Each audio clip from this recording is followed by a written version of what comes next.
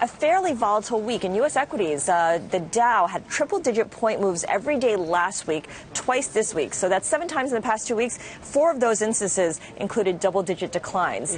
What does options indicate about whether this volatility will continue? Well, our read is that we're still in this volatility event. It's really across asset classes. Yeah. Yesterday, it was an impressive intraday reversal. You have follow-through today. What's somewhat ironic, though, is it's occurring simultaneously with a spike higher in the dollar. So the dollar index, DXY, up more than 1%. It's up more than 8.5% now since the beginning of July. It's the strong dollar that triggered this cross-asset volatility in the first place. So bottom line, we'd treat this more as a tradable bounce than we would the end of this volatility event. Gotcha. Now, does the stronger dollar have any impact on HYG, which is the ETF that tracks high-yield corporate debt? Well, HYG is interesting. Big trade went up this morning. Someone was buying some options, calls that expire in about 2 weeks.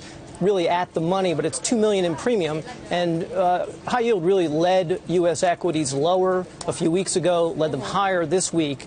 So in the very short term anyway, has really foretold the path of equity. So an interesting trade in that regard, clearly bullish. Yeah, I'm looking at the 12-month performance of HYG, and it's made a complete round trip. I mean, it started off low and then climbed to its high as of late June and has come back down and finally rebounded in the past week or so.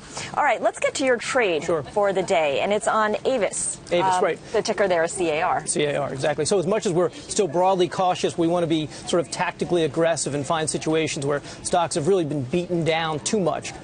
CAR is a very good example. Stock in almost 25% from highs a couple of months ago. We cover the name with our analyst, Chris Agnew, and he's very bullish. I mean, the reason for the stock coming in are higher fleet costs, a little bit of weakness in Europe, but really the story here is better pricing. Pricing up 3.5% year over year. He expects that to continue into next year. That's going to drive earnings. Stock now trades 14 times 2015 consensus EPS. So we want to get long here. Again, even in the context of our broader, more cautious view. And the way we want to do that is all the way out in February of 2015. We want to buy call spreads. So with stock around $54, we want to buy 57.5, 67.5.